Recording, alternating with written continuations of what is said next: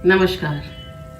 आप सभी लोगों का मेरे रेखी ज्ञान में बहुत बहुत स्वागत। नेम और फेम, आज उसको गेन करने का तरीका बताऊंगी। वो कौन से सिंबल्स हैं, वो कौन से तरीके हैं जो आपको नेम और फेम दोनों चीज़ को हासिल करने में आपकी क्विक रिस्पॉन्स देंगे। बहुत ध्यान से सुनिएगा।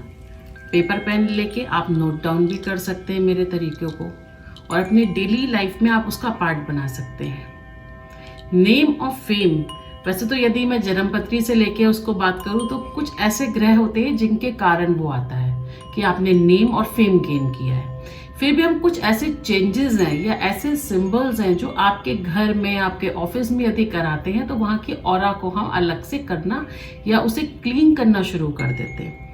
आपने देखा होगा, यदि आप कोई बिजनेस करते हैं तो आपके बगल में भी सेम बिजनेस चल रहा है। एक व्यक्ति आ रहा है लेकिन उसकी शॉप ज्यादा अच्छी चल रही है बजाय आपकी। बगल बगल में शॉप है, आपकी और उसकी शॉप में ज्यादा डिस्टेंस नहीं है, फिर भी ऐसा क्या है कि उसका काम आपसे ज्यादा बेहतर चल रहा है।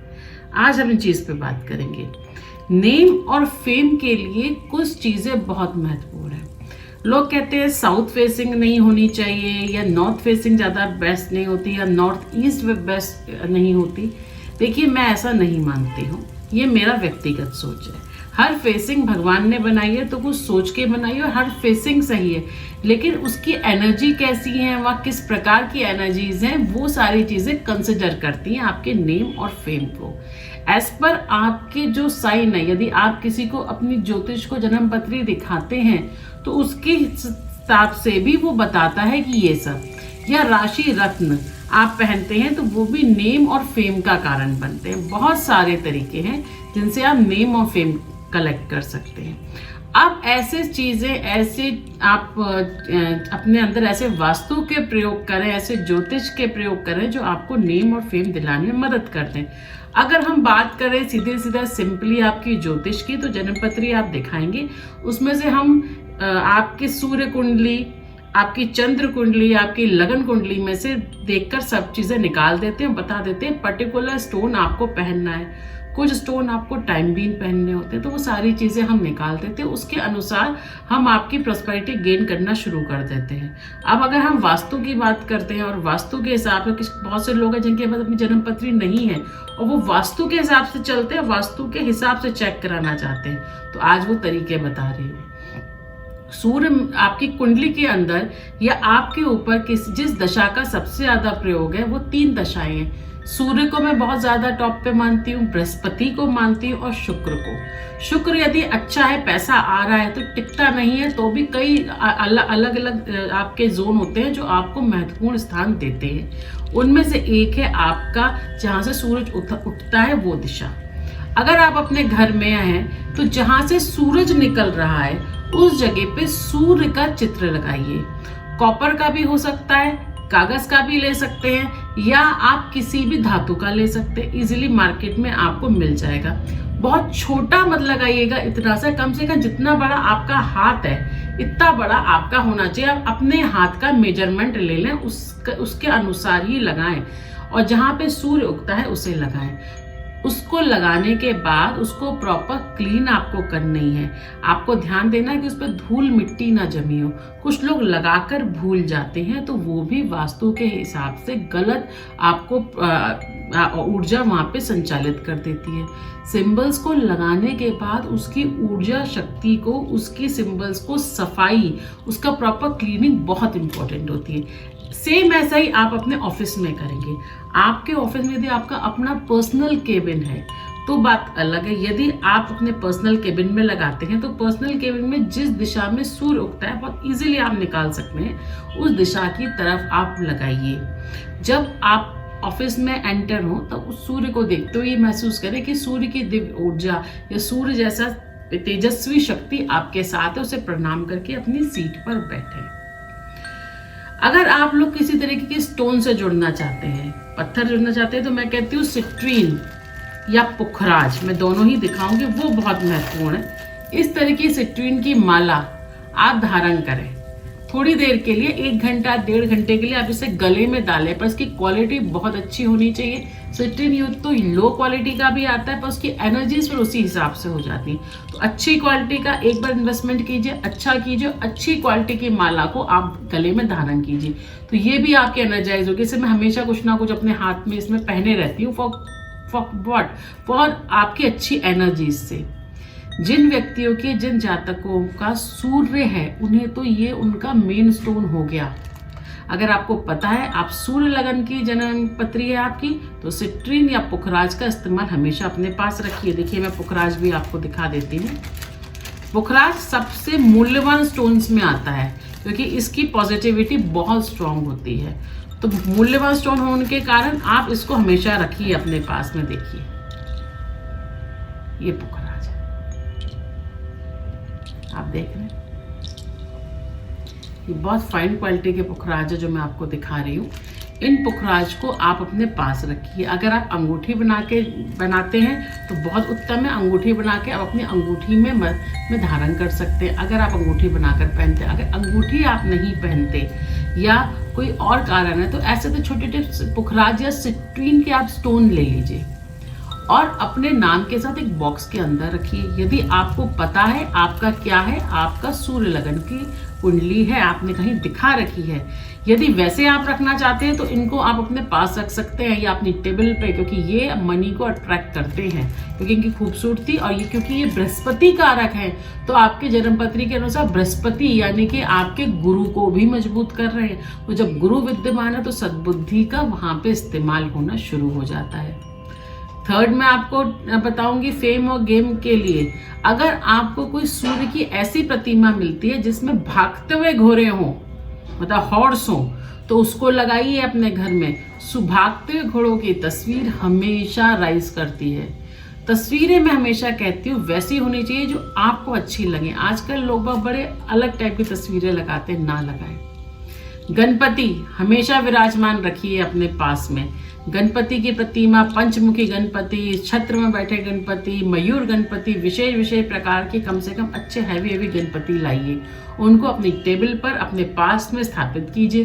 फिर जब आप उनको देखेंगे ऑब्वियसली रिद्धि सिद्धि की फीलिंग होगी, क्योंकि वो रिद्धि सिद्धि उनकी पत्नी है और शुभ लाभ उनके पुत्र हैं। तो उस प्रकार की एक आपको पॉजिटिव एनर्जीज उनसे प्राप्त होंगी। तो गणपति को हमेशा अपने पास में रखें। यदि आप गणपति को पास में रखेंगे, ना कि उनको आप दरवाजे पे रखेंगे, अपनी टेबल पे रखिए, नियर बाय टेबल पे रखिए। देन अगर आपको लगता है आपका पैसे में ब्लॉकेजेस है, पैसा बहुत जल्दी जा रहा है, बहुत ज़्यादा पैसे में प्रॉब्लम्स हो रही है, तो आज एक और टिप देने जा रही हूँ, बहुत ध्यानपूर्वक सुनिएगा। आपको मेजर दिनों में जैसे नवरात्रि, पूर्णमासी, आपकी बर्थ डेट, जिस दिन आपने जन्म लिया है, ऐसी डेट ले लीजिए और उसमें आपको लेने हैं आपके काली मिर्च के 7 दाने। 7 दाने काली मिर्च के लेकर आप अपने पिल्लों के नीचे रख लेंगे और सो जाएंगे। आप सोने के बाद में जब सुबह उठेंगे तो उन सारी काली मिर्चों को आपको अपने घर के बाहर कोई भी ओपन एरिया जहाँ किसी का पैर ना जाता हो वहाँ जाके थ्रो कर देना है। रात में आपके पास रहेंगी, आपके पिल्लों के नीचे रहेंगी और नेक्स्ट डे आप उसको थ्रो करेंगे। अगर आपको लगता है आपके अंदर कोई नेगेटिविटी है, मनी ब्लॉकेजेस है, आप पे पैसा रुकता नहीं और अदर कारण है, तो ये सारी चीज़ों में ये आपको गेन करेगी। अदरवाइज तो आपको पुखराज आपकी मदद कर ही रहा है हर जगह पर। और मैं आपको आज वास्तु का एक और अच्छा टिप देती हूँ। जिन जातकों को ये पता चल गया है कि उनके पास में मनी फ्लो नहीं है या मनी ब्लॉकेजेस उनके बहुत ज़्यादा आते हैं, मनी में दिक्कतें आ रही हैं, तो मैं कहूँगी एक और यहाँ आपको उपाय देती हूँ। अगर आप लोग हर शनिवार के दिन अगर आपको कोई बड़ा सा बहुत अच्छा वृक्ष पीपल का मिलता है तो उस पीपल के वृक्ष पे जाइए, जल चढ़ाइए। अगर मंदिर के अंदर है तो वहाँ से जल ले लीजिए, अपने घर से जल लेके जाइए, वहाँ चढ़ाइए और हाथ जोड़ के प्रार्थना कीजिए, क्योंकि पीपल देवता आपके लिए रिद्धि सिद्धि कारक होते हैं। धन रुकने का कारण शनि की भी दशाएं होती हैं, तो उसमें भी बहुत कारगर ये सिद्ध होंगे आपकी एनर्जीज को वहाँ पे फ्लोट कराने के लिए। तो क्या करना है, आपको मंदिर या नियर बाई कोई बहुत अच्छा वृक्ष है वहाँ पे एक जल का लोटा जलाना है, हाथ जोड़ के परिक्रमा यदि आप ले सकते हैं, यानी कि एक सर्किल उनका, तो अच्छी बात है, प्रार्थना करनी है। यदि आप धूप दीपक और लाल गुलाब के फूल वहां अर्पण कर सकते हैं तो बहुत उत्तम है। अगर आपको नीले फूल भी उस दिन मिल जाते हैं तो भी बहुत उत्तम है। ये जाके वहां पे चढ़ाइए और वहां पे रखिए और हाथ जोड़ के आपको सिंपली प्रार्थना करनी है।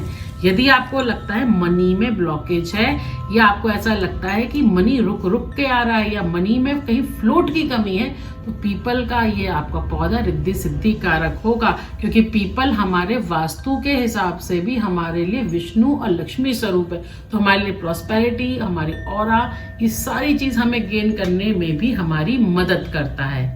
ये सारे तरीके जो मैं आपको बताती हूँ, ये सारे तरीके आज के नहीं, ये पुरातन काल से चले आ रहे हैं, क्योंकि वक्त के साथ हम इन्हें भूल गए। थोड़ा सा लाइफ को आपको चेंज करना है। एक और आज बात करूंगी, जैसे कि मनी स्टोन या मनी क्रिस्टल्स आपको इजीली मिल जाते हैं, आप उनको कैरी कर लीजिए।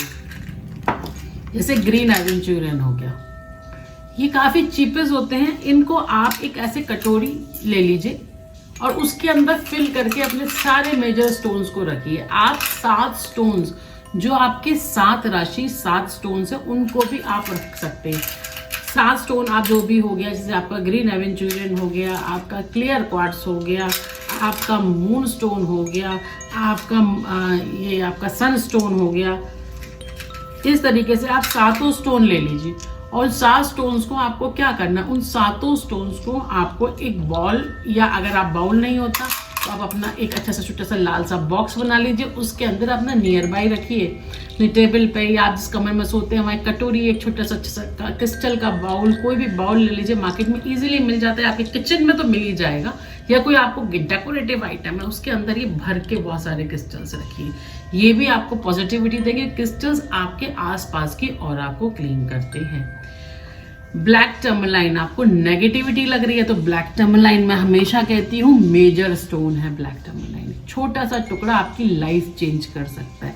नेगेटिविटी लग रही है, आपको लग रहा है ब्लॉकेजेस बहुत ज़्यादा है, ब्लैक टर्मलाइन को पास में रखिए, आपको पॉजिटिविटी, आपकी सारी नेगेटिविटी को निकालेगा। नियर बाय रखिए इसको, ये आप पॉजिटिविटी देता है, ये सारे के सारे आपके नेगेटिव ब्लॉकेजेस को खींचता है, इसलिए ये सारे नेम और फेम को आपको खींचेगा। जब आपकी नेगेटिविटी निकलना शुरू हो जाएगी तो ऑब्वियसली नेम और फेम आपका कैचिंग शुरू हो जाएगी। हम सारे उपाय अपनी पॉजिटिविटी के लिए कर रहे हैं और सारे उपायों से पॉजिटिविटी गेन कर रहे हैं। आज मैंने आपको बताया वो 3-4 तरीके जो आपको नेम और फेम दिला सकते हैं। इन तरीके को फॉलो कीजिए। मैं आशा करती हूँ मैं रेखी ज्ञान से यामिनी शर्मा, मेरे बताए हुए जो भी आपके छोटे छोटे उपाय हैं वो आपके लिए कारगर सिद्ध होंगे। धन्यवाद।